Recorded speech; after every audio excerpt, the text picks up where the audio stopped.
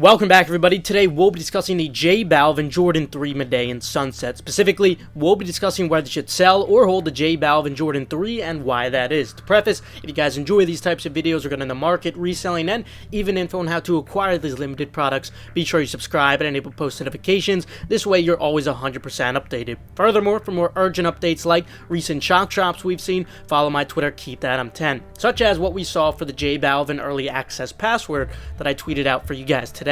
And of course, if you're looking for early information before any shock drops occur, Endurance always has your back. For this drop in particular, since emails are sent out randomly, we set up a reward system for whoever got it the fastest and posted to ensure everyone in the group got the password instantly, and it led to a good cookout. You could always rely on Endurance to clutch up for big drops like this. We love to get creative. Feel free to check it out with the link in the description if you're interested, and we do much more than just sneaker reselling as well. For those who don't know, the BALVIN Jordan 3 releases on September 23rd, tomorrow, on Nike sneakers, and they already had their BALVIN website drop today. Retail will be $250 for men's sizes, those of which we'll be focusing on. We already saw 9,000 pairs drop via exclusive access on Nike sneakers back on September 15th. However, we still have another 5,000 to 10,000 pairs which should be dropping tomorrow on sneakers, and the rest would be across BALVIN's website and other retailers. The total stock for men's sizes is supposed to be 40,000. This is important to know since it means we already have about a quarter of the stock in circulation and potentially another quarter of the stock which is not going to ship until early October, as BALVIN website states. They're apparently a pre-order. In order to determine if the BALVIN Jordan 3 will be a fruitful hold, we will cover an estimated range of what the sneaker will settle at after the drop, and also when the shipments come in, essentially the pairs going in circulation, whether they're expected to increase post-drop or even hypothetically decrease, along with how much specifically over specific periods of time, and finally, what type of margin are we looking at for these in terms of holding. Not the retail to resale initial margin, but rather just the hold margin over X period of time. Kicking it off, let's discuss the estimated range that these should be settling at. To begin with, stock for these is very low with a 40,000 total, as we mentioned earlier. With a quarter of the stock already in circulation being sold, this will increase the chances of a post-drop impulsivity effect, especially because of a lot of the other stock that is not going to be released until October because of the delayed shipments. Demand is super high on these as well. I'd say these have more demand than the Jordan 1s and also seem to be getting the most positive feedback on social media compared to the other BALVIN models we've seen. Overall, despite my initial skepticism earlier this month, as I went over in a recent short that I posted, again, make sure you subscribe so you see this stuff, I actually do think that there is still room to profit on these despite the very high retail, even if the margin isn't great because of that high retail, especially if you have tax. Nonetheless, especially in large sizes, I think you should be able to make some profit with a subpar margin on these. The current average price for sizes 8 to 12 is $394. Now, we normally see a notable change post-US drop, the full drop. This is when we normally experience what I like to refer to as the impulsivity effect. You guys should know what I'm referring to by now, as we discuss this very frequently, yet it almost always occurs to some degree. Regarding the impulsivity effect, if you haven't watched my seller hold videos before, sneaker drops specifically impact human impulsiveness significantly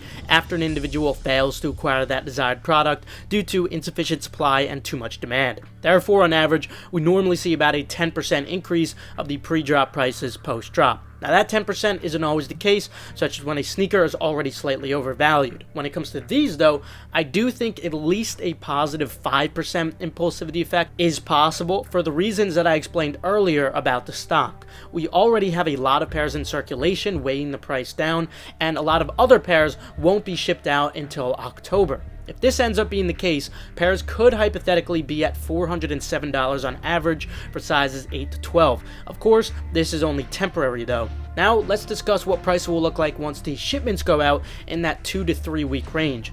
During this period, the vast majority of pairs will be going in circulation, aside from the amount of pairs that already went out through exclusive access. As usual, I'd expect at least the typical 10% decrease we see, and potentially slightly more than that after the 3 week mark when all the BALVIN website pairs are out. This decrease after shipments could potentially leave prices at an average of $366 or slightly less, which still should leave room to profit nonetheless.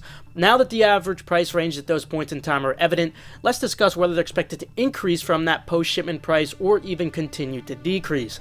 Looking at the prior two J Balvin pairs, both had higher demand initially with their initial hype than what they do have now. Of course, some macro factors were at play for the Jordan 1s, but nonetheless, I still expect mostly the same pattern for these Jordan 3s just because they are already so high in value. But when macro conditions do improve eventually, then I think these will also start increasing. Overall, I wouldn't expect much positive movement for a very long time though, given where these might end up post-drop, and that's really high in value already. Finally, regarding the hold margin on these, essentially, are they going to be worth your time, even if they do go up? Given that I'm not expecting that much of an increase in the short term, obviously, there would be no positive short-term ROI. When they do eventually increase in the distant future, I could see these at least getting to the old prices of the Jordan 1. If they say get to 450, that's a 10% ROI, and if they hit 500, that's a 20% ROI from the post-drop prices. Now, of course, you might get your shipment super late. Maybe your pair is at a $360 value, and that worst case for you, it might be worth holding if you're confident that these could eventually hit the old Jordan 1 prices, because obviously the ROI would be much better. I'll put it on the screen. So overall, if you get your pairs soon, I would definitely sell these as soon as possible. But if you get your pair very late and prices have already tanked, then they might be worth considering holding. But even then, it's still not an amazing hold. It's not the best one we've discussed, even in that worst case. Hence, I have decided to rate these a 3.5 out of 10 hold, below average. For most people, you'll want to quick sell these, and for some others, then it might be worth considering holding these if they've already dropped a ton in value by the time you get your very late shipment. Honestly, I really like the shoe, so I'm probably just going to wear my pair. Also, just a note in general, for anyone considering holding any item who does have low capital, you should never hold anything in general if you don't have sufficient capital to go for as many drops as possible at your full potential without holding back.